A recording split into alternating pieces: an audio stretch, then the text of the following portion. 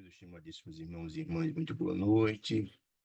Que a paz do Mestre Jesus possa adentrar os nossos corações, trazendo-nos muita paz, muita harmonia, balsamizando nossos espíritos, nossas almas, hoje e sempre. É um prazer muito grande encontrar vocês para darmos continuidade aos nossos estudos a respeito dessa obra tão maravilhosa que é a vida no mundo espiritual, psicografada por nosso Chico, através do benfeitor André Luiz. Essa obra é monumental e pelo conjunto de informações que trazem, sem dúvida nenhuma, um grande espírito aos nossos corações, mas também um cabedal de informações maravilhosas, muito úteis em nossa vida, porque somos todos filhos de Deus e Ele certamente deseja o nosso progresso, nossa evolução. E essa obra foi, sem dúvida nenhuma, pensada no mundo espiritual para nos trazer orientações práticas do Evangelho. Evangelho esse que sabemos é o maior código de moralidade que a humanidade, o conhecimento, trazidas por Jesus em nome de Deus, para educar, orientar a cada um dos seus filhos que aqui vivem, viveu e viverá, como sendo uma das moradas da casa do Pai. Portanto, essa obra ela é maravilhosa.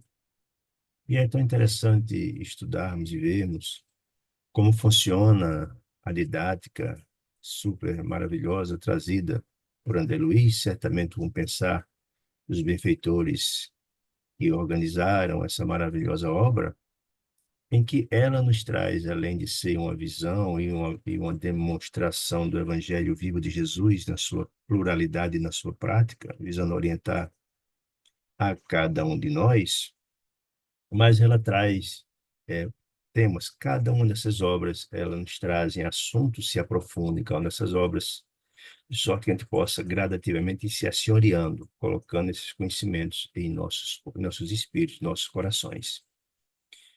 Estamos estudando agora a obra número 8 dessa maravilhosa obra, chamada Nos Domínios da Mediunidade, e aí sim, nós sabemos que a mediunidade é a razão de ser da doutrina espírita. Sem mediunidade não haveria doutrina espírita.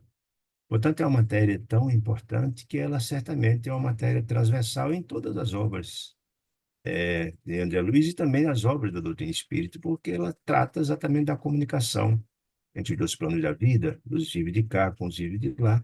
Portanto, ela é a razão de ser. Portanto, ela é tratada em todas as obras, mas aqui em especial, ela será tratada de forma mais objetiva. E o nome não é Domínios da Mediunidade por acaso, mostrando que para que, na verdade, o trabalhador, o médium, possa ser portador das mensagens celestiais, dos benfeitores espirituais, há uma necessidade de que ele tenha, acima de tudo, disciplina. Foi a primeira recomendação de Emmanuel no célebre encontro com Chico, no começo e nos primórdios da sua obra gigantesca, mediúnica. A disciplina é fundamental, mas também o conhecimento, porque o conhecimento é importante, porque ninguém pode falar do que não se conhece.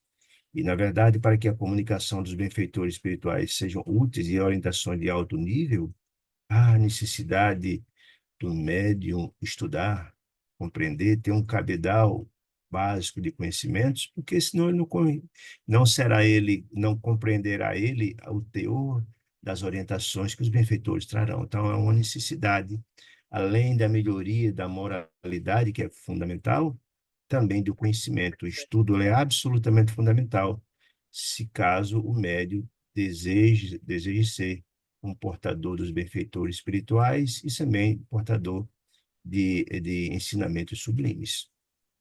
Então, é nos domínios da mediunidade que significa o seguinte, que a mediunidade precisa ser um canal confiável e não existe confiabilidade se não houver controle. Isso é básico, né?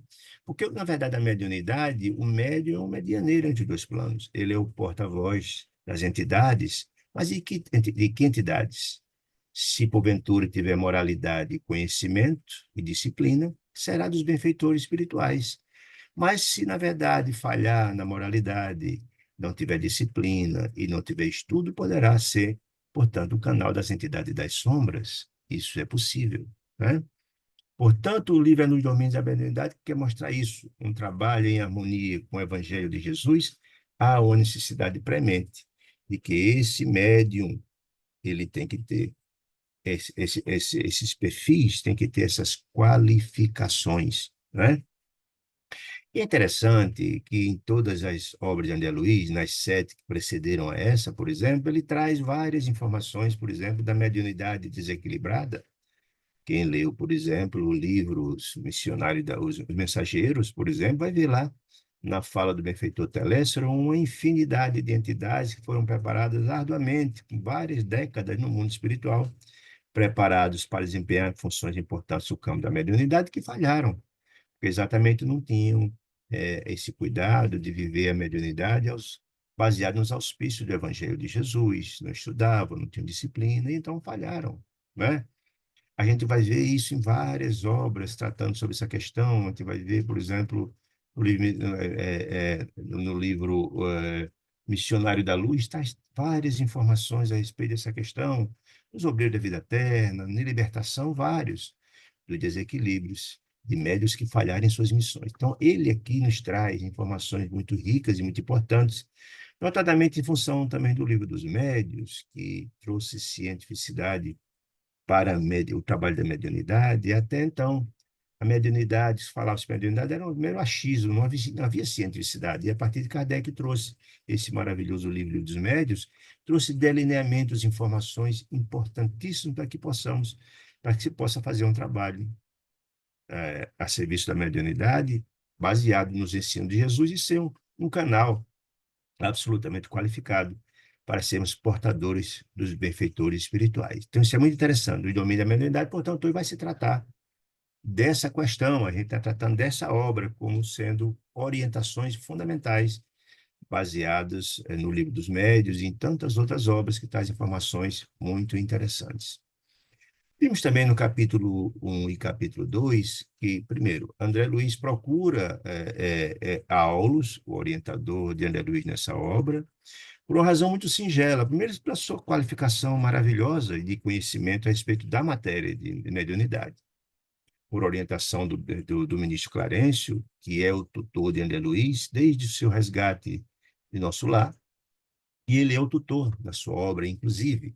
Então, quando se decidiu pelos benfeitores espirituais que desta feita André Luiz e Hilário, que é o parceiro, que foram ambos médicos no mundo espiritual, iriam escrever uma obra sobre o domínio da mediunidade, então, o ministro Clarence não teve dúvida, procure Paulus, que ele é uma pessoa, um especialista, um homem, além da sua grandeza espiritual maravilhosa, ele tem um lastro imenso de conhecimento a respeito do assunto.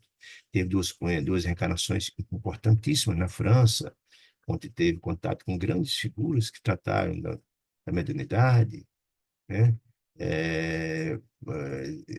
Na primeira reencarnação teve com Vitor Hugo, teve com Mesmer, e na segunda com Kardec. Então, ele tinha uma gama imensa de conhecimentos, portanto, tinha um cabedal de conhecimento, além da sua moralidade.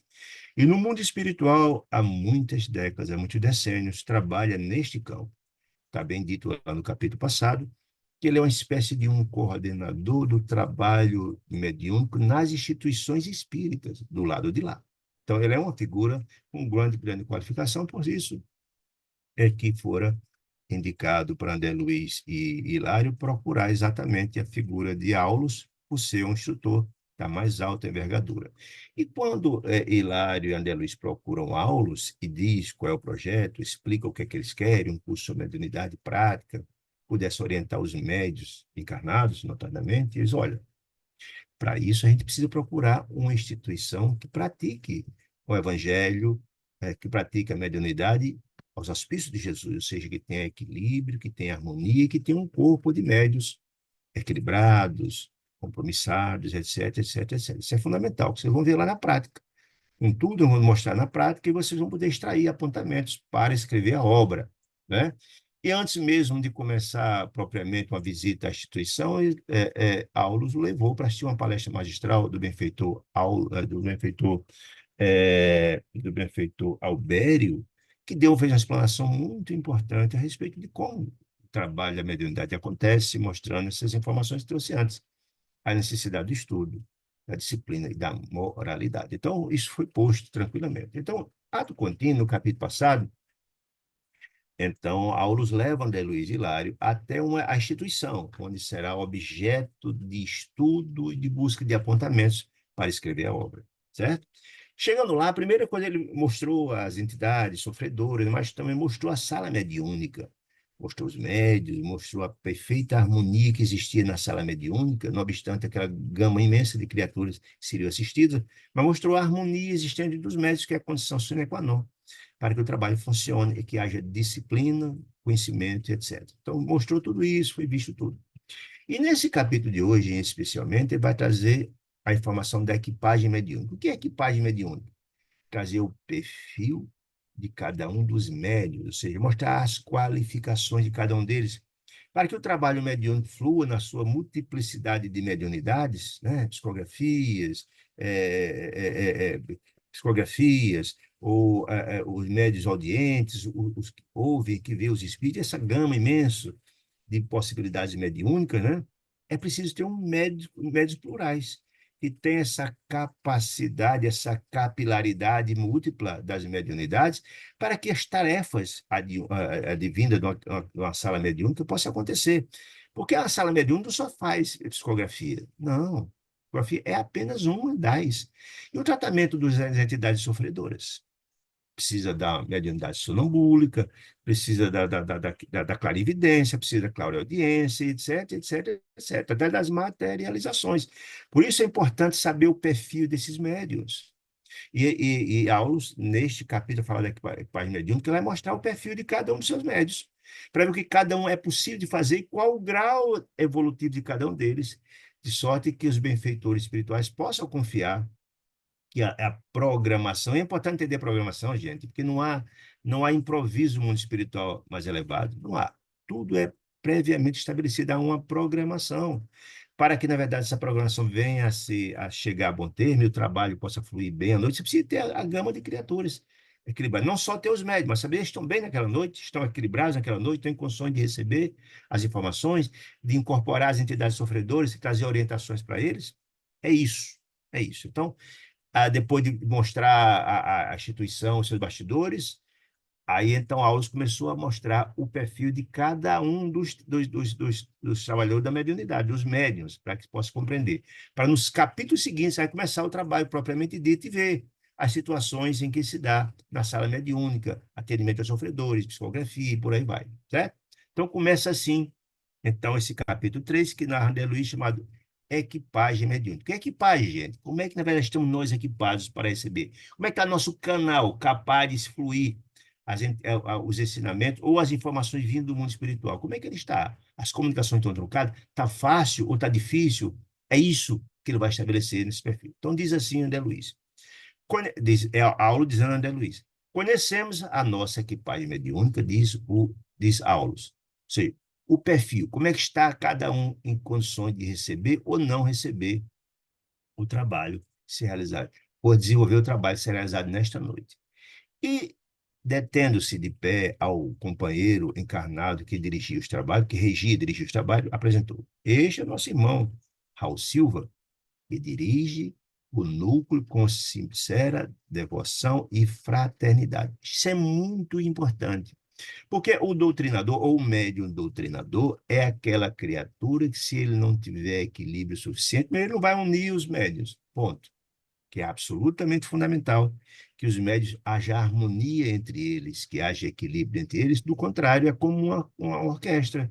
Se tiver alguém em desarmonia, não haverá, não fluirá bem, o concerto não terá sucesso.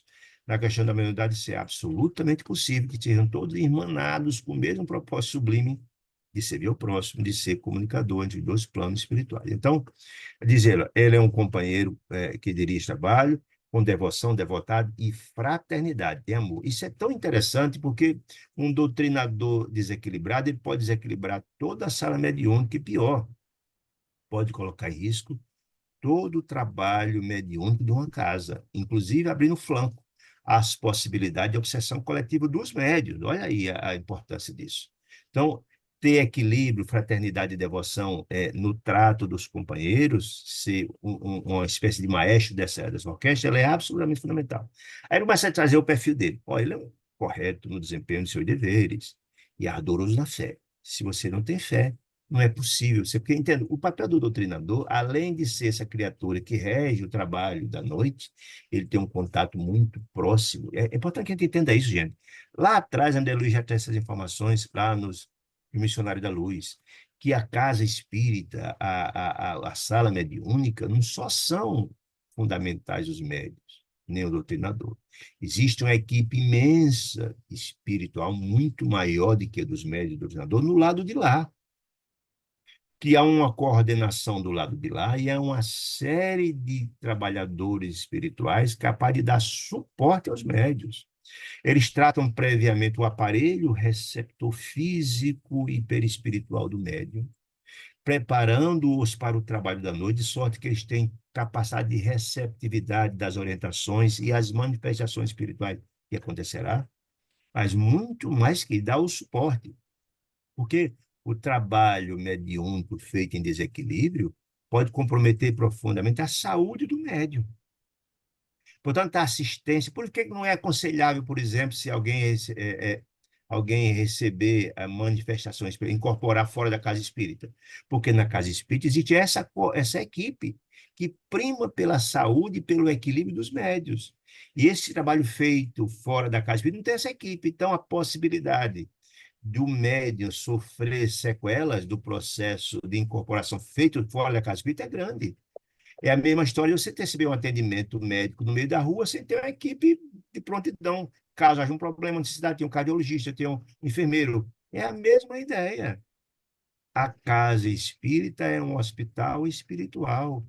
E mais chega são doentes precisando de socorro e de assistência. Se não tiver uma equipe gabaritada para tal, há risco, inclusive, para a saúde do médico ou se do médio, que é a mesma coisa do médico, que pode ser agredido na rua, que pode não ter equipamento suficiente para poder assistir alguém vier a óbito, por exemplo. Então, é por isso a importância do trabalho. Então, a equipe espiritual que assiste à sala mediúnica é gigantesca do lado de lá. É feito toda uma triagem das entidades que serão assistidas. É feito toda uma triagem das entidades que se comunicarão naquela noite. A gente viu lá o trabalho, o trabalho, por exemplo, das incorporações, mas também das materializações, que é altamente complexo e é um papel decisivo da equipe que está do lado de lá, né? E que, inclusive, frena algum processo caso haja risco ao médio, etc, etc. Então, ela é muito interessante. Então, o doutrinador tem um papel importante para que ele possa receber as informações do doutrinador do lado de lá. Haja uma sintonia, uma confluência para que o trabalho venha fluir. Tudo é combinado, tudo é acertado. Por exemplo, a unidade, a unidade de necessidade vai incorporar. Assim, quem é que o médico vai receber? Quem decide é o lado de lá, que eles têm o psicoscópio que estudou do capítulo passado, que é interessante, a equipagem, que vê como é que está o perfil daquele médico naquela noite. Tem condições? Há algum desequilíbrio? Saúde, físico, psicológico, etc, etc. Tudo isso é estabelecido. Então, há todo um planejamento. Isso é a importância de termos um treinador absolutamente equilibrado, absolutamente harmonizado, centrado para que haja esse intercâmbio, a coordenação de cá com a coordenação de lá. Por isso que diz assim, ó, é correto no desempenho dos seus deveres, ardoroso na fé, consegue equilibrar o grupo. Que grupo? De médiuns, na onda de compreensão e boa vontade, que ele é característico. Então, é isso. É alguém que tem a capacidade de coordenar a equipe de médiuns, para que, na verdade, recebendo a orientação dos benfeitores espirituais da coordenação lá para cá, possa o trabalho fluir. Ele é apenas um condutor do trabalho aqui embaixo. Quem decide quem vai incorporar ou não é a turma de cima, que está coordenando lá. Então, isso é importante a gente entender os bastidores da casa, da sala mediúnica, certo? Aí continua aí, vai traçar o perfil de Raul Silva. Pelo amor com que desempenha a sua tarefa, com que se entrega de coração, com muito carinho, muita renúncia, etc., é instrumento fiel dos benfeitores encarnados. O que ele quer dizer com isso? Que é instrumento fiel? Porque há uma fluidez dele, do espírito, há uma receptividade muito grande que facilita e muito o contato da coordenação espiritual da casa com ele. Ou seja, as mensagens do planejamento da noite é passada e ele capta muito facilmente isso, porque tem essa facilidade. Porque ele está com o instrumento preparado. Ele é um médio doutrinador absolutamente em harmonia. que cria as condições não só de dirigir o trabalho de baixo, mas também de ter esse contato direto com os benfeitores lá. Então, instrumentos fiéis de benfeitores encarnados, que ele identificam, é quem? A equipe de lá, a coordenação, que ele identificam que ele identificam na mente um espelho cristalino, ou seja, a capacidade da fluidez da comunicação lá e cá. Ou seja, as comunicações que vêm da equipe da coordenação recebem com toda clareza, sem nenhuma dificuldade. Um espelho cristalino retratando a instrução, ou seja, é um canal confiável. Todas as instruções que chegam, ele capta fácil, então facilita sobremaneira para que o trabalho planejado aconteça de forma a contento. Logo após, Isa Luiz, caminhou aulas na direção de uma senhora muito jovem, ou seja, um outro médium, eu fiz um perfil de cada um deles, certo? Uma senhora muito jovem, designou explicando: Eis, nossa irmã Eugênia, médio de grande docilidade, significa que tem moralidade, tem equilíbrio, tem amor, renúncia, docilidade, moralidade, que promete brilhante futuro na expansão do meio. Por que promete brilhante futuro? Porque entendo o processo da mediunidade dos médios também é um processo continuado. Ela ainda não é uma figura que tenha grandes experiências, mas tem todas as qualificações capazes de expandir isso, porque ela tem a moralidade, tem a disciplina, etc. Tem os predicativos, digamos assim, tem os pressupostos, que ele gabaritam, caso haja persistência, ela tem um grande futuro na expansão do bem, de ser uma grande trabalhadora do bem. Disse ele, sobre ela, sobre Eugênia. Ela é excelente órgão de transmissão, ou seja, de transmissão das informações que vêm dos benfeitores espirituais, tem sintonia, né? Coopera com eficiência na ajuda aos desencarnados, portanto, ela, na verdade, ela incorpora ou recebe informações por intuição em desequilíbrio. Ela tem uma intuição clara, ou seja, tem uma clareza, uma fluidez nessa comunicação com os coordenadores do plano espiritual, recebe com clareza as informações que lhe chegam, certo? Aliada à distinção moral. É a importância, por isso que ela também tem docilidade, porque ela tem moralidade. As pessoas que têm grandeza espiritual expressam-se em conformidade com a sua elevação espiritual. Tem a vantagem de conservar-se consciente nos serviços de intercâmbio, beneficiando a ação. Consciente por quê? Gente, o médium que, na verdade, ele não tem consciência do que está acontecendo, ele é muito mais complexo o processo, porque nós sabemos que as entidades infelizes que chegam, se ele não tiver consciência, ele pode, inclusive, dificultar sobremaneira o trabalho do médium. Então, ele ter consciência significa ter equilíbrio, domínio do processo. Então, a entidade infeliz não faz o que quer comer se ele tiver consciência, se ele tiver equilíbrio. Ele coordena o processo. Ele não passa, por exemplo, se a entidade quiser fazer um palavrão, bater na mesa, ele não vai conseguir, porque o médium frena. Afinal de contas, o aparelho mediúnico é do médium, que aquela entidade vai utilizar momentaneamente. Se ele estiver consciente e tiver moralidade, ele frena, não permite que isso aconteça, né? Nos serviços de intercâmbio, beneficiando a ação. Beneficiando é quem, gente? Beneficiando a equipe que está do lado de lá, de coordenação. Se a ação está planejada, consegue se efetuar muito bem através de Eugênia, porque ela tem docilidade, tem equilíbrio, tem consciência das tarefas, certo? Quase rente, parou aulas à esquerda, um rapaz de seus 30 anos, presumivelmente, diz André Luiz. Aqui temos, disse aula, o nosso amigo Anélio Araújo. Aí agora é o perfil dele. Vem conquistando gradativo progresso na clarividência. Clarividência é a capacidade de ver espíritos, né? Na clareaudiência, de ouvir espíritos, e na psicografia, de ser o mensageiro, ser o intermediário entre os dois planos, um carteiro dos céus, recebendo as mensagens sublimes dos benfeitores espirituais. Anélio, em seguida, abeirou-se de um cavaleiro simpático, deu perfil de Anélio, e disse, e notificou: este é o nosso colaborador, e até soltar perfil de três: de Raul Silva, de Eugênia, de Anélio e agora de Antônio Carlos Castro.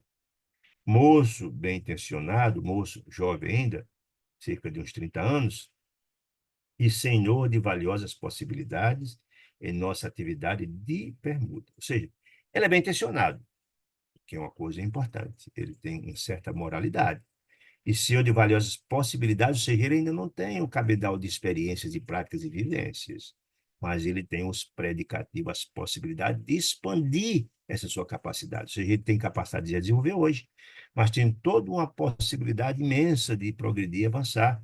E nossa atividade de permuta porque, gente, do mundo dos vivos para o mundo dos mortos. É um trabalho é um trabalho dual, um trabalho de cooperação mútua, por isso que ele fala em permuta, né? Muito bem.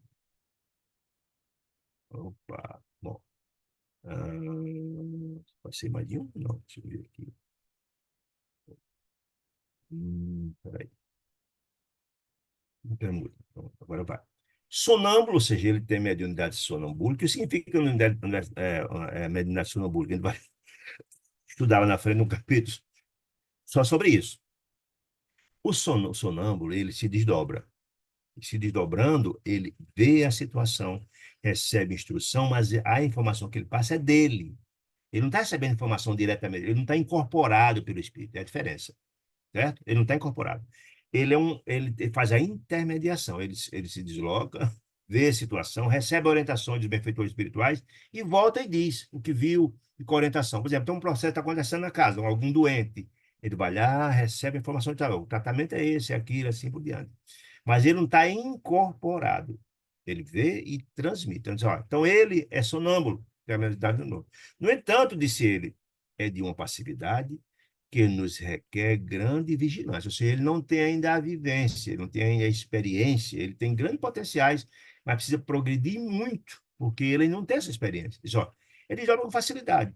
Fácil, fácil se desdobra, levando efeito preciosas tarefas de cooperação conosco. Sim, porque é muito interessante o trabalho do sonâmbulo, porque ele pode contribuir muito na sala mediúnica. A pessoa pode ir lá ver determinada situação, receber orientações, trazer e dizer, olha, para o médico, ó, o trabalho é esse, tem que fazer assim, assim, assado, um receituário médico, algo do gênero, né?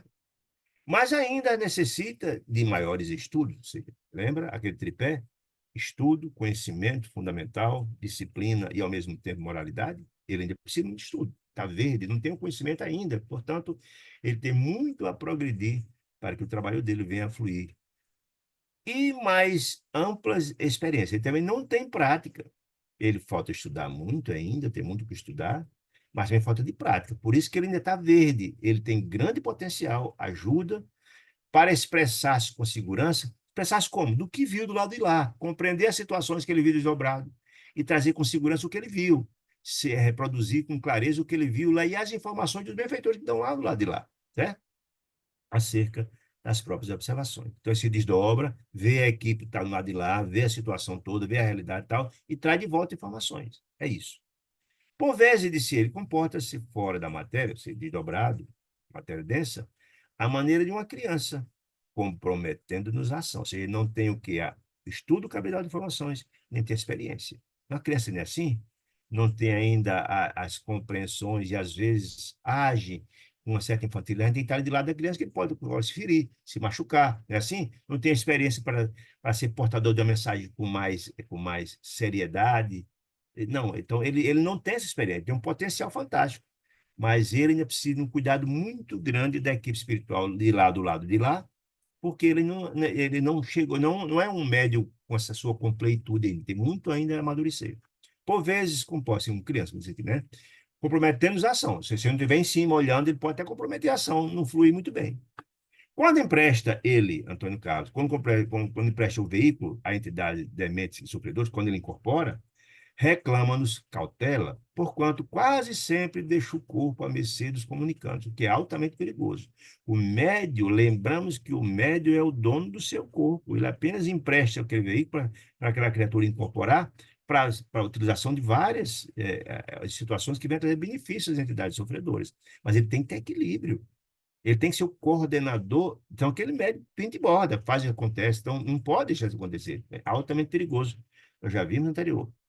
Mas olha, a mercê dos comunicantes, quando lhe compete o dever de ajudar-nos, quem é a equipe de lá do lado de lá, na contenção dele, de quem? Das entidades que incorporam através dele. Ele cabe ajudar. Se tiver cautela e controle da situação, vai ajudar muito o trabalho da lado. Senão a equipe vai estar preocupada em estar lá tomando os delineamentos, que caberia ele também ajudar, né?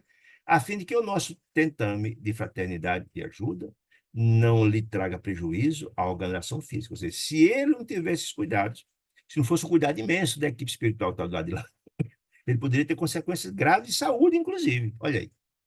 Por isso a necessidade daquele tripé, volto a dizer, do estudo, da moralidade e também da disciplina, né? Então, feito esse perfil do Antônio Carlos, será, porém, valioso auxiliar no nosso estudo. Por que será valioso no nosso estudo? Lembre que André Luiz e Hilário estão ali para pegar apontamentos a respeito do trabalho da mediunidade com os domínios, com coordenação. Então, vai ver que é muito importante saber de alguns médicos que têm uma capacidade maior ou menor. Por quê? Lembra-se que esse livro tem um propósito, tem um cunho, um objetivo de trazer informações aos trabalhadores da casa espírita, notadamente aos médiuns. Então, mostrar que, na verdade, a necessidade de ter qualificação essa ou aquela é fundamental. Então, ele vai ver que em algumas situações o trabalho não fluiu contente. Por quê? O médium não tinha moralidade, não tinha experiência, não tinha prática. Volto a dizer, esse livro tem todas as informações para que possa orientar cada um de nós que vai trabalhar numa tarefa como essa, né? Muito bem. Movimentando-se algo mais, o assistente destacou, parou diante de uma respeitável senhora, que se mantinha em fervorosa prece e exclamou: apresento-lhes agora nossa irmã Celina, devotada companheira de nosso ministério espiritual, mostrando que já essa é uma criatura muito mais vivida, mais experiente, com alta cabedal de vivência, de moralidade, de estudo, etc, etc. Mostrando, veja que ele mostrou vários médiuns, alguns ainda sem experiência, ou sem a moralidade ainda e tal, importantes, não tem potencial. Todos ajudam, é importante. Mas trouxe, então, Dona Celina, que é um diferencial. A gente vai ver que ela é uma figura que está à frente desses demais. O que disse ele? Apenas uma Celina, já atravessou ela quase meio século, atravessou meio século de tempo, tem 50 anos, uma figura já experimentada, conquistando significativas vitórias, Dona Celina, em suas batalhas morais. Ou seja, ela conseguiu vencer as missões que ela veio cumprir, ela até agora tem cumprido com grande mérito a sua missão. Lembremos que ninguém vem aqui de graça, ninguém encarna de férias, então nós vemos com missão. E ela, nos seus 50 anos, já passou importantes e difíceis provações e cumpriu-as, e venceu-as com denodo, etc, etc. Muito bem. Viúva há quase 20 anos, portanto, viúva com 30 anos, e não é fácil, notadamente que esse livro é do começo do século. Naquela época, ser viúva com 30 anos era uma tarefa extremamente difícil. Naquela época, o provimento da família era dos maridos que trabalhavam. Se você viúva com os filhos para criar, não é tarefa fácil. Além disso, desenvolver um trabalho no campo do bem e da benemerência não é uma tarefa para qualquer pessoa. De cumprir essa tarefa como mãe, não pensar só nela da vida de solteira, enfim. Teve muita responsabilidade para criar seus filhos e, ao mesmo tempo, cuidar de uma tarefa santificante como ela tinha, né? Suportou heroicamente, disse ele, sim. Viúva, tal, tal, tal, sim. Dedicou-se, ó, há quase 20 anos, dedicou-se aos filhos, cuidou dos filhos, sozinho, com admirável denodo, varando estradas espinhosas e dias escuros de renunciação. O que é renúncia, gente? É abrir mão de si para pensar no próximo. Ela pensou nos seus filhos, pensou na sua missão, pensou no próximo, que precisava de ajuda dela. Esqueceu-se de si próprio, de vida pessoal, de renunciação. Suportou, diz, André, diz Alos, heroicamente o assédio. Olha aí que missão difícil. O assédio de compacta legião da ignorância e da miséria, que lhe rodeavam o esposo, com quem se consociara em tarefa de sacrifício. Além disso tudo, ela tinha um marido profundamente difícil. Ou seja, um marido muito aquém dela do ponto de vista de moralidade. Porque se ele tinha a legião de ignorância e miséria ao lado dele, é porque era uma criatura atrasada. Aí você convive com aqueles que têm sintonia. Se ele convive com a legião de ignorância e miséria, então era uma criatura profundamente atrasada. Certamente era um casamento provacional dela. E provavelmente ela tinha feito isso. Talvez com grande renúncia para ajudar alguém que ela amava, e a gente está cansado de ver os espíritos de grandeza espiritual extraordinária abrem mão de si para renunciar a si próprio por amor ao próximo e vem cumprir suas missões.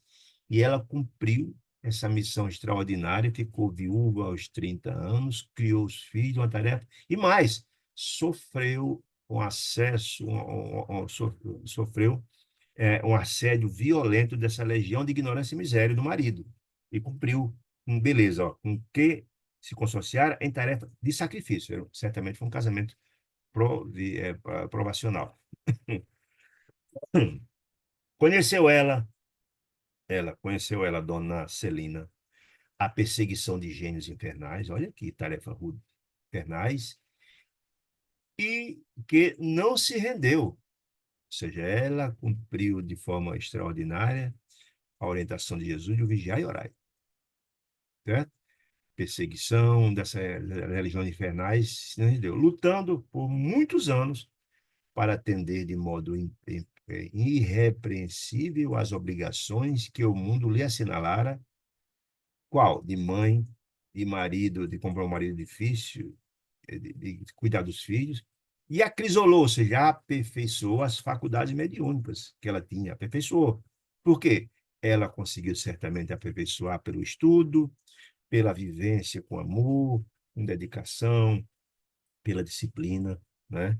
Que são muito importantes e com o aumento da sua moralidade. Aperfeiçoando as faculdades mediúnicas, que ela é portadora, não só é uma, são faculdades, tem várias, aperfeiçoando-as nas chamas do sofrimento moral, pelas provações rudes que passou, como se aprimoram as peças de ferro sob a ação do fogo e da bigorna. Né? Não é assim? Quem viu no interior, como é que é feita as ferramentas, o trabalho que é feito, as peças são colocadas ferro no fogo, o fogo que transforma a peça de ferro e a bigorna que coloca vento para poder o fogo aumentar, né? É a forja, né, da peça. E o espírito é assim também. A nossa forja é a luta, os refregos, os sofrimentos, as provações, as lutas, né? Então, só ela se aprimorou. Como as peças de ferro se aprimoram do fogo na bigorna, que é um ferro bruto, e lá sai uma peça bela, bonita, etc, etc, e útil, né? Ela não é simples instrumento de fenômenos psíquicos, não. Ela está muito além. Ela é um espírito muito mais preparado e ela é protagonista nesse processo. Ela é um instrumento só. Não. Ela é também realizadora de mudanças importantes. Porque ela já tem essa maturidade, ela tem grandeza espiritual para tal, né? Ela não é um simples instrumento, né, psíquico.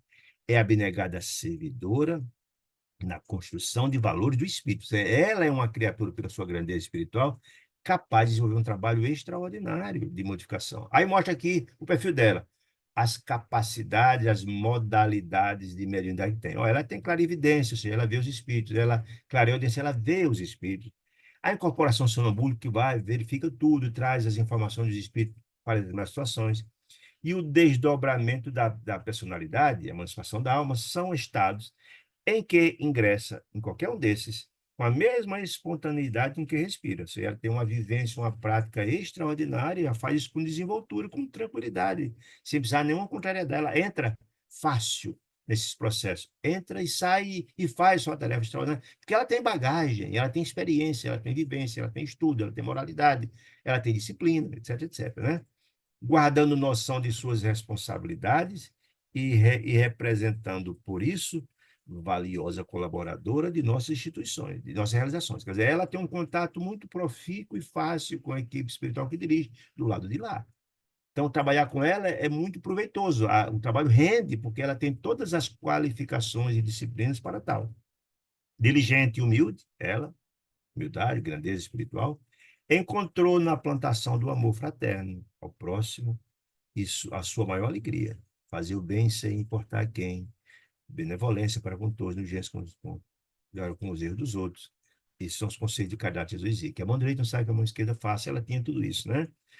E repartindo o tempo entre as obrigações, como mãe, como trabalhadora, enfim, e os estudos edificantes. Por que eu estudo? Porque tem que ter o conhecimento, né?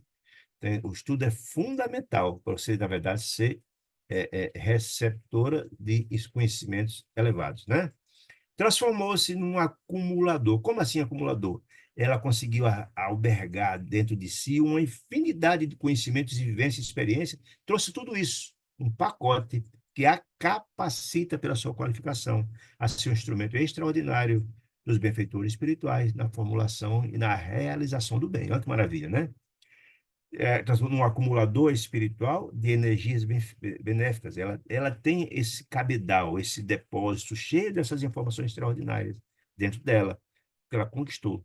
Assimilando elevadas correntes mentais, ela tem a capacidade de ter tudo no mundo é sintonia. E se ela chegou a esse capital de informações, ela elevou sua faixa vibracional, então ela tem a capacidade muito grande de assimilar as elevadas correntes mentais dos benfeitores espirituais mais elevados, com o que se faz menos acessível às forças das sombras. Se ela tem um escudo, qual é o escudo? O bem que fez.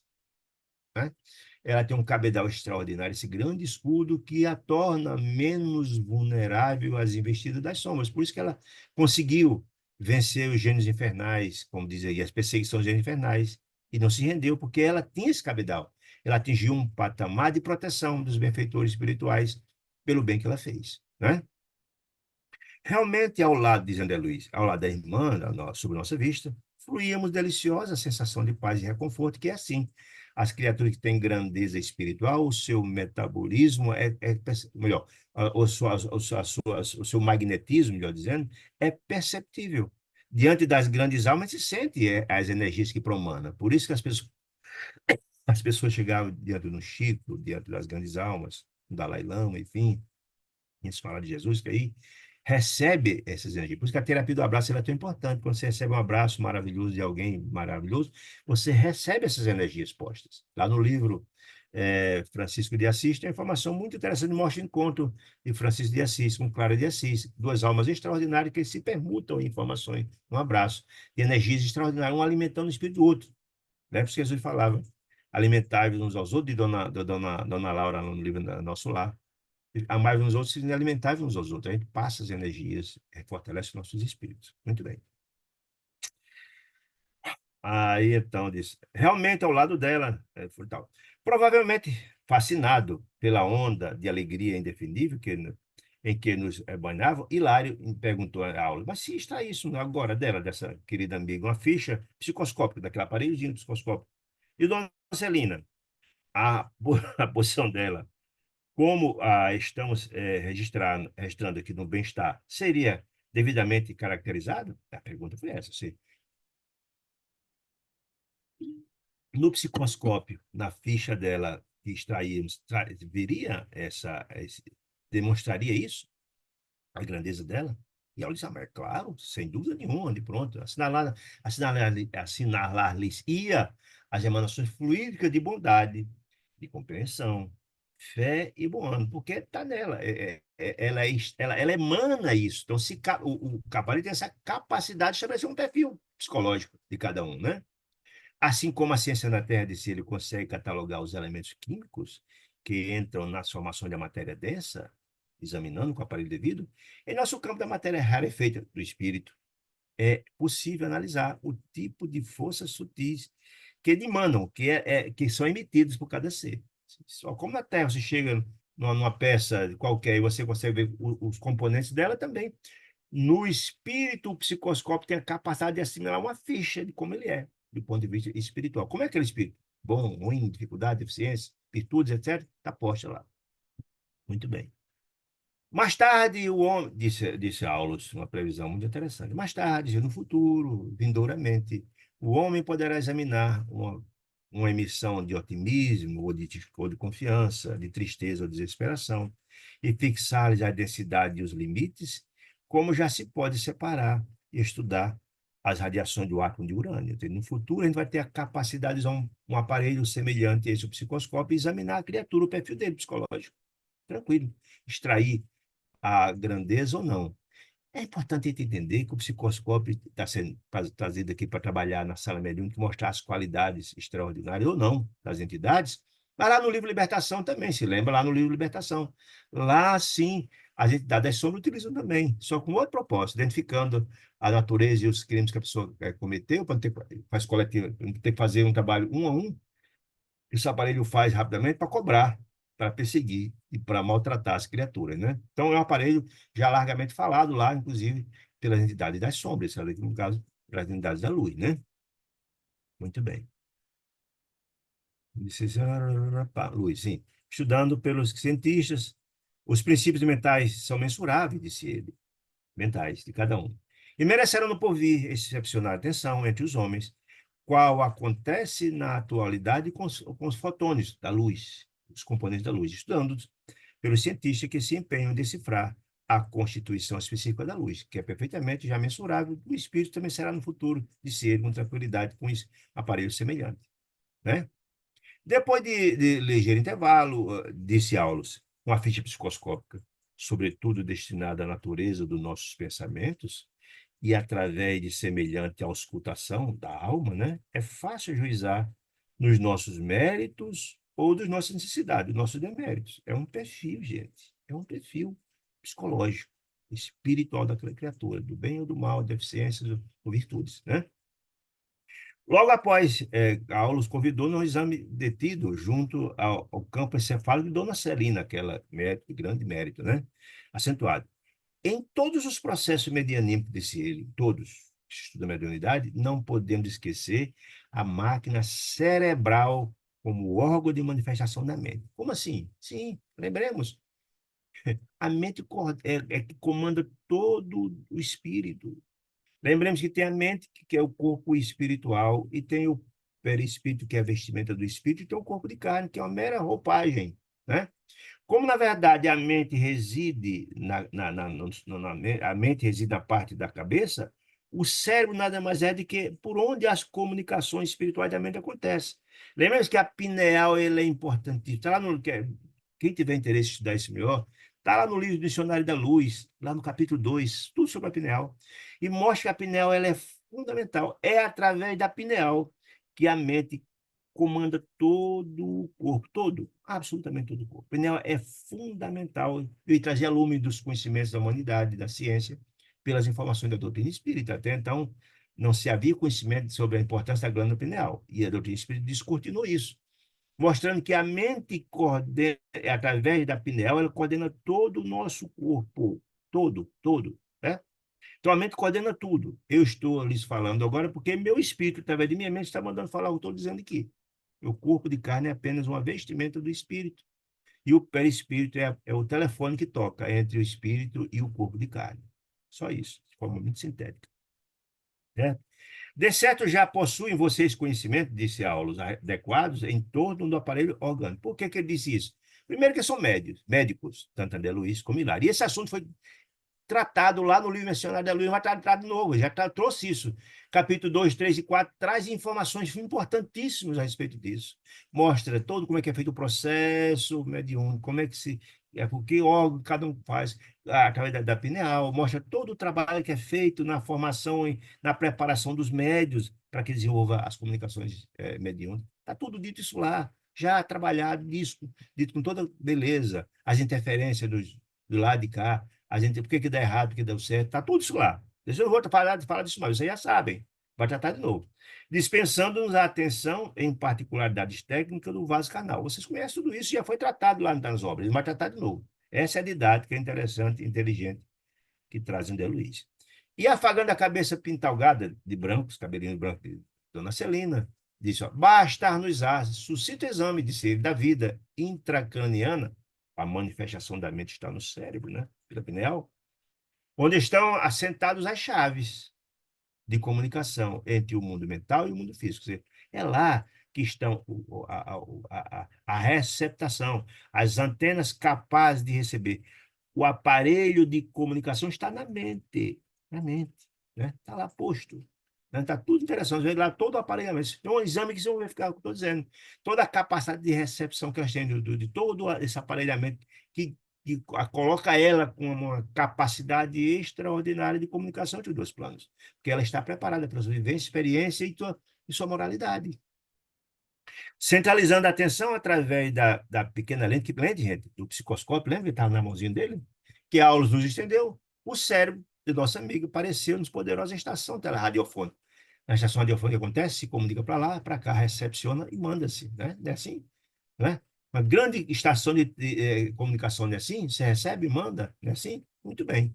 Radiofônica, reunindo milhares, não é um nem dois, não, gente, milhares de antenas e condutos, resistências e ligações de tamanhos microscópicos, imagina o tamanho disso, à disposição das células especializadas na comunicação, pineal, etc., em serviços diversos, a funcionar essa estação como detectores, que recebem de lá para cá, e estimulantes, transformadores e ampliadores da sensação e da ideia, cujas vibrações fulguravam aí dentro como raios incessantes, iluminando um firmamento minúsculo. Ou seja, aquela estação de comunicação estava lá completamente operando, estava lá em condições de Por isso que ela tinha uma fluidez muito grande, como o Brinkman diz, Aulos.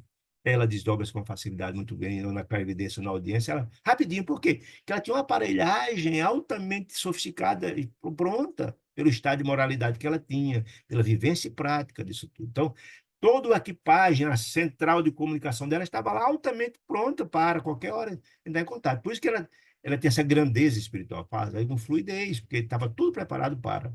Né? Muito bem. Muito bem. Paulo observou conosco aquele precioso labirinto, Paulo dizendo, em que Epífis, a pineal, né, brilhava como pequeno sol azul e falou. Aí ele vai trazer detalhes sobre a pineal, que aliás está lá no capítulo 2 do Dicionário da Luz. Vale muito a pena estudar lá para entender o que estamos falando aqui. Não nos convém relacionar minúcias, disse Aulus, relativas ao cérebro e ao sistema nervoso em geral, com os quais se encontram vocês familiarizados. Porque foram médicos e também já estudamos isso no livro, capítulo 1, 2 e 3 do Missionário. Já estudamos isso. Vamos só ver outras informações. Nos conhecimentos humanos comuns, você já sabe isso tudo. Neste instante, reparei, disse André Luiz, admirado, os feixes de associação entre as células corticais, do córtex direito e esquerdo, vibrando com a passagem do fluxo magnético do pensamento, ou seja, as comunicações, lá e cá.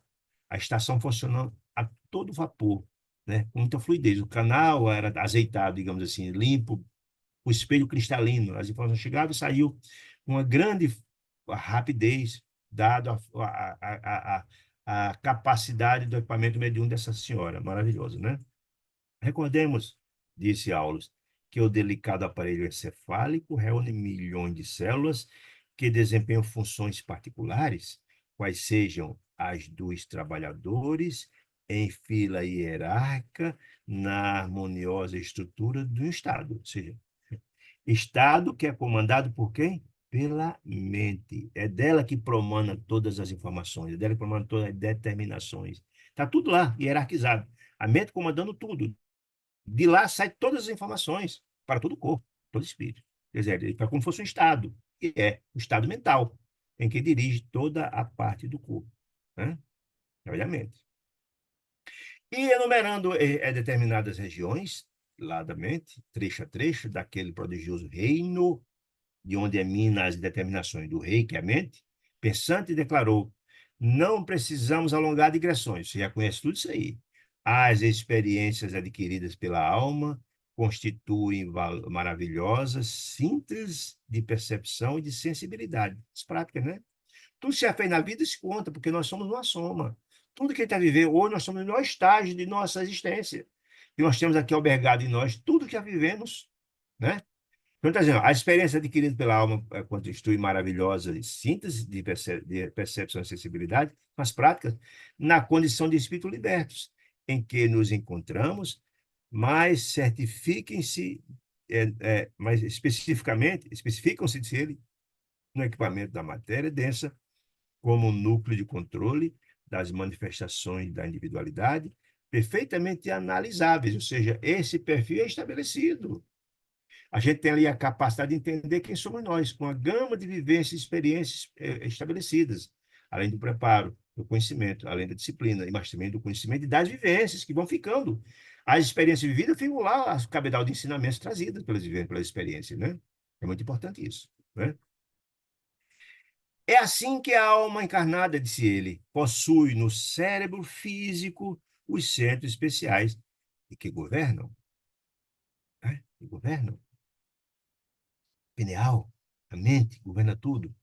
Aí ele diz, só para você ter uma ideia desse governo, qual é a abrangência desse governo, olha, é que governa a cabeça, o rosto, os olhos, os ouvidos e os membros, em conjunto com o centro da fala, da linguagem, da visão, da audição, da memória, da escrita, do paladar, da deglutinação, do tato, do olfato, do registro do calor e frio, do registro da dor, do equilíbrio muscular, da comunhão com os valores internos da mente, da ligação com o mundo exterior, nossa, desse contato com o mundo exterior, como é que não interagir, da imaginação, do gosto estético pelo belo, pelo feio, dos variados estímulos artísticos, as nossas sensibilidades para captar determinadas questões artísticas, e tantos outros quantos sejam as aquisições de experiências vivenciadas pelo Espírito, entesourado no ser. Está tudo guardadinho lá, tudo guardado lá, né?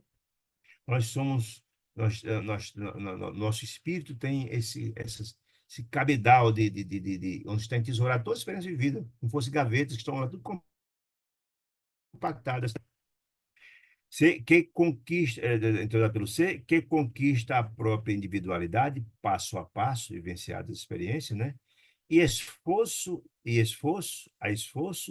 enaltecendo-a pelo trabalho constante para a sublimação integral. Ou seja, a sublimação, o progresso é um processo gradativo. Nós vamos assimilando as vivências, os conhecimentos, as informações e vamos crescendo.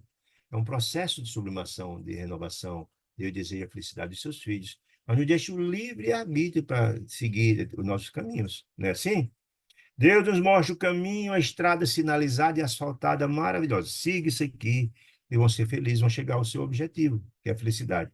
E qual é esse caminho? Essa estrada é o Evangelho de Jesus. Mas nós temos livre-arbítrio. Se a gente deseja pegar os atalhos e vamos cair nos desfiladeiros, vamos chegar depois ou não, como vamos chegar ou não, mas no seu livro, que Deus não nos obriga a nada. Deus é Pai misericordioso. Bom, mas seu método educacional é da meritocracia. Cada um vai despertar em si os seus desejos, suas necessidades, e vai aprender com as nossas quedas, com o nosso sofrimento, com nossas angústias, que não vem pelo amor. Quando ele é ignorado, vem a dor reparadora. É o método de aprendizado do espírito, né? Face a face. Trabalho constante de sublimação integral, a face de todas as vias de progresso e aprimoramento que a Terra lhes possa oferecer. É a soma de tudo. Breve paz, ele diz, olha, e por que, Hilário, eu não ousássemos interferir diante dessa aula magnífica, onde ele está dizendo que a pineal, a mente coordena e comanda tudo através da pineal, né? Deixa eu ver aqui. Ah, não devemos... Não, porque é isso. Não devemos realizar qualquer estudo de faculdades medianímicas, disse ele. Não é possível fazer nenhum estudo da capacidade medianímica, das faculdades que cada um tem, o perfil, as possibilidades, né? Sem o estudo da personalidade, da pessoa, do perfil, da personalidade. Você vê o que, que ele tem lá, as experiências vivenciadas, tarará, tarará. Por isso o psicoscópio ele é importante.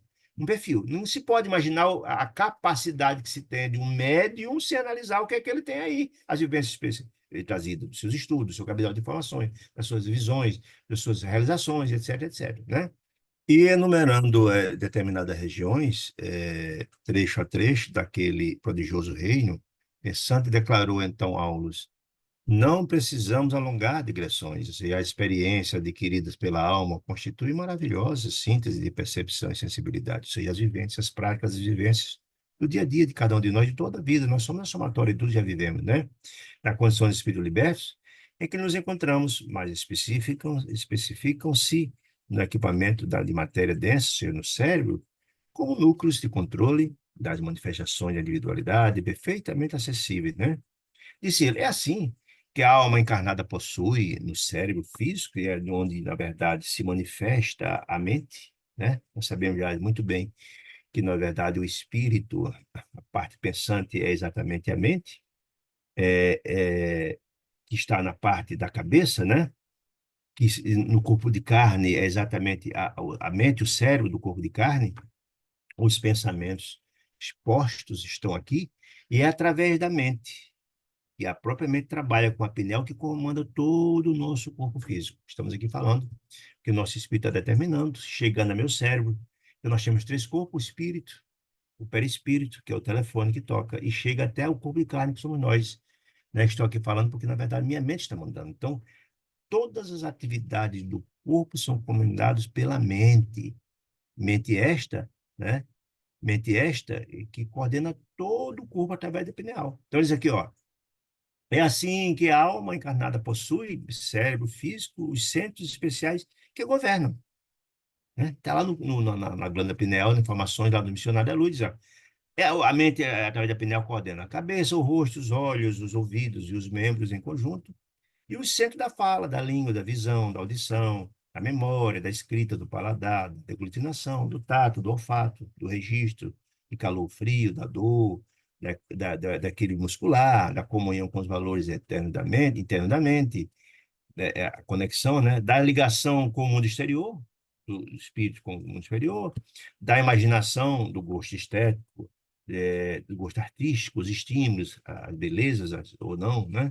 E tantas outras quantas sejam as aquisições de experiência entesourada no ser. Tudo que já vivenciamos, gente. Nós somos a soma de tudo isso. Está tudo lá posto. E nesse cabedal, esses arquivos da alma, os escaninhos da alma, está tudo arquivadinho lá, né? E a mente, através da pineal, coordena todo o corpo baseado nesse cabedal de informações, nesses arquivos que estão postos lá, né? Entesourado pelo ser, experiência tesourada pelo ser, da experiência vivida, que conquista a própria individualidade, passo a passo, esforço a esforço, enaltecendo-a pelo trabalho constante para a sublimação integral, a face de todas as vias de progresso e aprimoramento que a Terra possa nos oferecer. Ou seja, todas essas informações, quem somos hoje? Nós somos o que já fizemos tantos, e as experiências vivenciadas, os conhecimentos postos, etc., está tudo no hoje. Está tudo guardado nos escaninhos da alma. Nós somos um grande filho de Deus que desejamos a felicidade Deus deseja a cada um dos seus filhos. Somos Deus, segundo dizia Jesus. Mas Deus não nos obriga a absolutamente nada, né? Deus deseja o melhor para cada um de nós e mostra-nos a estrada pavimentada, iluminada. Se seguirmos, chegaremos à felicidade, que é o Evangelho de Jesus. Mas, se ignorássemos, nós temos livre-arbítrio, sem pegar os atalhos e cair no desfiladeiros, vamos chegar um dia, vai demorar mais, sofrimento, etc. Mas Deus não nos obriga. Nós temos o livre-arbítrio, a metodologia do Pai de educação é a meritocracia. Vamos descobrindo. Quando o amor é sugestionado pelo Evangelho, ignoramos, vem a dor reparadora, né? Que ensina, né? Muito bem. E lá eu disse André Luiz, não usamos de jeito nenhum interromper aquela exposição maravilhosa de aula, né? Dizer, não podemos realizar qualquer estudo das faculdades mediúnicas, disse aula, de jeito nenhum. As possibilidades que cada um médio tem são um estudo da personalidade, o perfil, o que aquela pessoa tem, o que foi feito, o que é que ele tem nos escaninhos da alma, quais as possibilidades que ele tem, quais os estudos, qual a moralidade que ele tem, os estudos, qual a disciplina que ele tem. Esse estudo é fundamental. E o psicoscópio, uma ficha, estabelece isso. Então, é importante o aparelho, importante exatamente de estabelecer o perfil, vai ver quais são, na verdade, as potencialidades determinado médio tem no trabalho da mediunidade com Jesus. Considera, assim, de extrema importância, disse ele, a apreciação dos centros cerebrais, que representam bases de operação do pensamento e da vontade, que influi, esse base de pensamento e da vontade, que influi de um modo compreensível em todos os fenômenos mediúnicos. Flui a nossa base, o que é que temos, né? Desde a intuição, que é uma forma de mediunidade pura, a materialização objetiva. É isso, de uma forma ou de outra, tudo tem a ver com nossas capacidades, o que, é que temos dentro de nós, nossos perfis, né?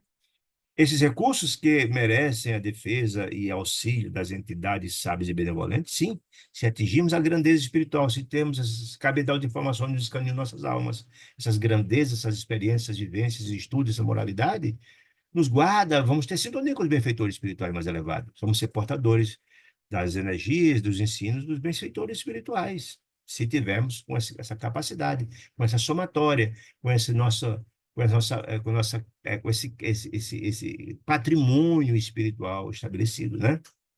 Né? Das entidades sábias e benevolentes, que é a assistência de Deus, Deus assistindo o homem do homem, né?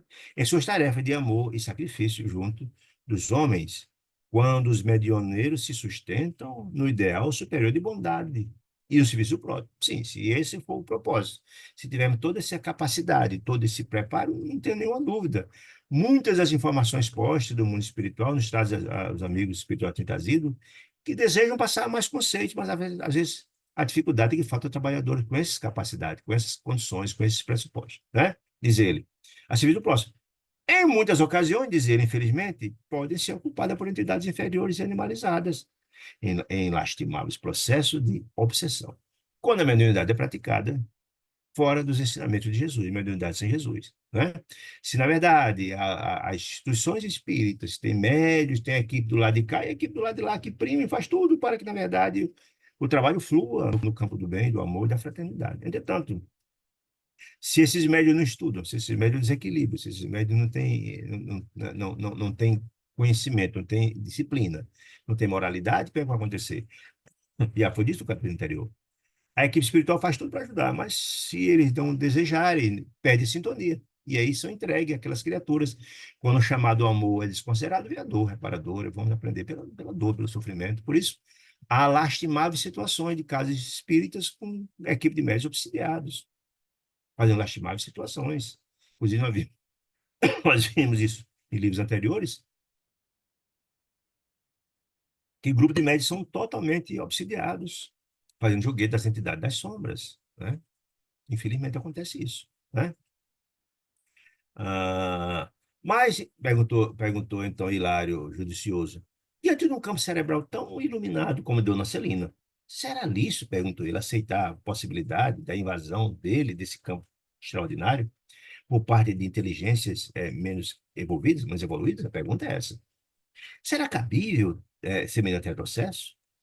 Não podemos esquecer, disse então Aulus, considerou, que Celina se encontra encarnada numa prova de longo curso e que, nos encargos de aprendiz, ainda não se encontra, assim, se encontra muito longe de terminar a sua lição. Ou seja, então, o processo de evolução tem um largo caminho pela frente, né? Ela já tem uma proteção, sem dúvida, tem um escudo, mas ninguém pode negligenciar. Essa é a grande verdade. Meditou no momento e filosofou, bem-humorado.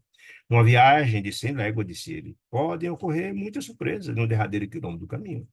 Por isso, vigiar e orar, que Jesus falava tanto, né? Logo após, colocando a destra paternal na fronte da média, prosseguiu. Nossa irmã vem atravessando os seus testemunhos de boa vontade, com fé viva, caridade e paciência. E ela tem um lastro extraordinário de proteção. Ela tem um escudo magnífico, né? Tanto quanto nós, e a humildade é interessante, ele está falando, inclusive, dele, da aula, né? Espiritual, tem envergadura espiritual. Tanto quanto nós ainda não possui plena quitação com o passado, e quem tem? Quem tem, né? São os espíritos de alta envergadura espiritual, já não está dito lá, é, é, dito lá na obras póstumas, o espírito do porte de Jesus, o espírito de Cristo, nesse patamar evolutivo, esse não tem mais possibilidade de cair, mas são espíritos, uma grandeza espiritual que a gente tem dificuldade de mesurar. Mas nós ainda não estamos nesse patamar de ser ele, né?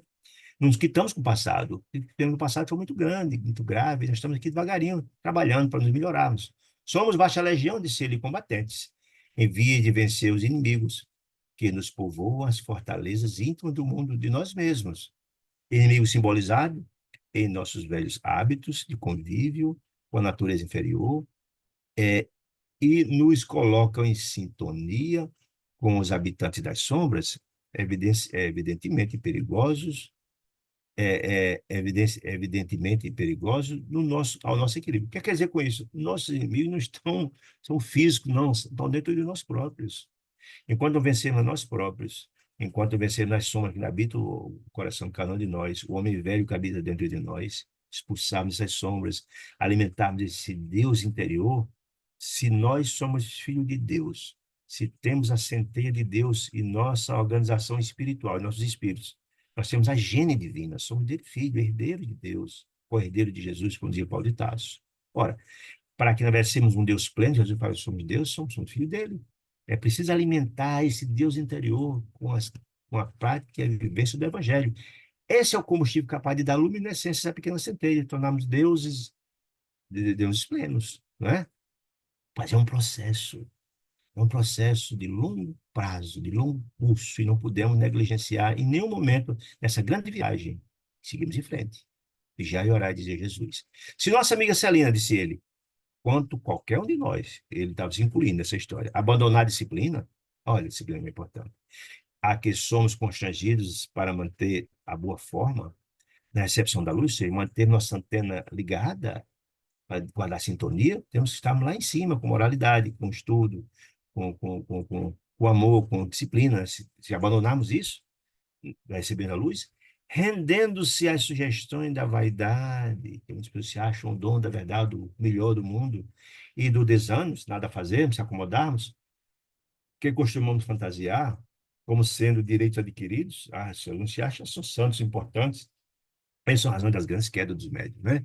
Ou injustificável desencanto, de certo sofrerá o assédio das entidades das sombras. Por isso, vigiar e orar, Jesus falava, é tão importante. De elementos instrutivos que lhe perturbarão a nobre experiência atual de subida. Nosso processo é ascensional, e nós precisamos, é um crescente, ele tem que cada dia mais albergarmos, nos fortalecermos a vivência do bem, do amor e a vivência do evangelho, para sermos umas cartas vivas do evangelho, como dizia Paulo de Tarso, né? É um processo. Se negligenciarmos disso, aí as entidades chegam, porque os adversários da luz fazem tudo para destruir aqueles que estão a serviço da paz, do amor e da fraternidade, né? Muitos médium, disse ele, infelizmente, e aí eu lembro demais dos Mensageiros. Quem não leu o livro dos Mensageiros, no capítulo 6 do Mensageiro, leia, que está lá dito o relato de vários médios com grandes potenciais que faliram pela falta exatamente dessa disciplina, da disciplina, do amor, da fraternidade, do estudo, enfim, né? Muitos médios se arrojam a prejuízos dessa ordem. Depois de ensaios promissores, que estão no começo inicial, o começo brilhante, acredito ser donos de recursos espirituais que eles não pertencem. É um problema grave, né? Se se acham orgulhosos, se acham dono da verdade, são só usufrutuários dos bens que Deus consegue temporariamente. Ou temem as aflições prolongadas da marcha, que mediunidade, a prática da madeira não é coisa simples, é difícil, né? E recolhem-se à inutilidade, nada fazem. E aquela velha frase que eu não gosto, mas é fato, né? Mente vazia, como é que é? Casa do diabo, é mais ou menos isso, né? Descendo ao nível moral, baixando de moral, baixando sua faixa vibracional, ou conchegando-se a improdutivo repouso, sem nada fazendo no campo do bem, porquanto retomam inevitavelmente a cultura dos impulsos primitivos. Retornam pela vivência do bem, cria-se a possibilidade de vivenciar o estado qual antes, primitivos, que é o trabalho incessante no bem, é que alimenta o nosso ímpeto do nosso crescimento, os induziria a esquecer. E sorrindo, disse ele, ainda não chegamos à vitória sobre nós mesmos, gente. Nossos adversários não estão lá fora, estão dentro de nós próprios. Nós somos criaturas criadas simples e ignorantes, e nosso processo ascensional que nos aproxima do Pai é a vivência dos ensinos sublimes, das virtudes que está dito no Evangelho de Jesus. Tem que ser vivenciado isso. Diz ele, achamos na condição do solo terrestre. Achei muito interessante isso, do solo terrestre, que não prescinde, não se pode deixar de ser arado, de cuidar da enxada prestimosa para limpar, se deixar num terreno inculto, com pedra, sei lá, com pedra, com mato, com espinho, não vai produzir nada, a fim de produzir. Aí eu lembro uma coisa que eu gosto muito lá no Evangelho de Jesus, a lei do Evangelho segundo o Espiritismo, a lei do amor de Lázaro, que diz, nosso espírito deve ser cultivado como um campo. Não é assim? Você tem aquele campo com todas as possibilidades de terra, mas você não limpa, deixa lá com pedra, com mato, com espinho, não vai produzir nada, nada. Mas você cultiva, você cuida, se você aduba, se você ara, se você trabalha aquele campo e planta boa semente e depois cuida, vai dar os bons frutos, serão lá da frente. Ninguém pode colher sem plantar, diz André Luiz, né? Sem os instrumentos do trabalho e da luta, nesse campo, nosso espírito tem que ser cultivado no campo, se o espírito não se coloca a serviço do bem, trabalhando, aperfeiçoando nas possibilidades, preparando a terra, né? Estaríamos permanentemente ameaçados pela erva daninha, que mais se alastra e se afirma, tanto quanto melhor é a qualidade do trato de terra em abandono. Se a terra está lá é extraordinária, adubada, toda preparada, e você não faz nada, não planta nada, vai acontecer, a erva daninha toma conta. Não é assim? As entidades infelizes vão chegar com toda a força para tomar conta desse terreno que está preparado. Não é assim? Falta de cultivo, de cuidado do dono. Né? Não se pode recepcionar, não se pode colher coisas boas onde não se cultiva. Essa é que é a grande verdade. Fitando de frente com o nosso, como recordar o peso das responsabilidades que cada um tem, de que nos investimos na vida, né? Completou. Nossas realizações de aula espiritual do presente, alguma coisa que já fazemos hoje, alguma coisa de bom, são pequenas réstias de claridade sobre as pirâmides de sombra do nosso passado. É assim, gente. Tem muita coisa errada no nosso passado. Simples ignorantes, animalizados, fizemos muitas coisas graves. Então, essa pirâmide de soma está posta. Precisa ser derrubada como? Com a prática do bem. Então, alguma coisa que a gente faz hoje é fruto dessa experiência. Alguma resta de claridade que a gente já conseguiu É nossa reforma íntima trabalhada, é essa expulsão gradativa do homem velho dentro de nós, essa vivência da causa do bem que vai alimentando aquela centelha que está lá dentro de nós, que precisa crescer. Nós somos um Deus pleno, somos deuses em potencial, não é? É isso que ele diz com toda tranquilidade. É imprescindível, não é aconselhar, é imprescindível. Muita cautela com as sementeiras do bem. Ou seja, de alguma coisa de boa que ainda plantou, preparou o terreno, botou lá semente, mas precisa cuidar. Precisa ser trabalhado o terreno, ter limpado o terreno, adubar, colocar, aguar e tal, né? Quer dizer, é imprescindível muita cautela na sementeira do bem, para que a ventania do mal não as arrase. Isso você planta, não cuida, deixa o mato tomar conta. Os espíritos acabam matando aquela plantinha que está nascendo terra, né? É preciso cuidado, trabalho. E por isso que a tarefa mediúnica, examinada como instrumentação para a obra das inteligências superiores, ou seja, preparada, está em condições de receber as emanações das entidades do bem, guardar sintonia com elas, né? Não é tão fácil de ser conduzida a bom termo, não. É muita renúncia, muito amor, muito sacrifício, muita disciplina, né? Estudo, e etc, etc, etc, né? É bom termo. De vez que contra o canal ainda frágil, esse canal que passa o bem, ainda frágil, nós estamos no processo de fortalecimento desse canal, nós estamos no começo, né? Que se oferece a passagem da luz, ainda tênue, acometem as ondas pesadas das trevas da ignorância, as tempestades. Se você não se cuidar, vai ruir completamente. E se agitarem, compactas ao nosso derredor. Vigiai e orai. Persistência no bem, a vivência do evangelho, a vivência do amor, a vivência da renúncia. Né, Carlos? Assistente? Disse aí que ele também agora se ligava ao campo magnético dos amigos em silêncio, dos médiuns, para o trabalho de reunião, presta a começar. Ou seja, tudo ele está ali nesse capítulo são equipagens mediúnicas, exatamente mostrando o perfil de cada um. Para depois mostrar o perfil de cada um, começou a parte prática. Então, ele se uniu ao grupo de médiuns para iniciar efetivamente o trabalho da sala mediúnica, que estudaremos no próximo capítulo. Tá bom, meus irmãos queridos? Agradecemos muito a presença de cada um de vocês. Se tiverem alguma dúvida, estamos aqui para responder dentro das nossas possibilidades. Se não, queria agradecer muito a presença de cada um de vocês e convidar-nos para estarmos juntos de novo na próxima quarta-feira, se Deus nos permitir. Fique com Deus, saúde e paz, tenha uma ótima semana.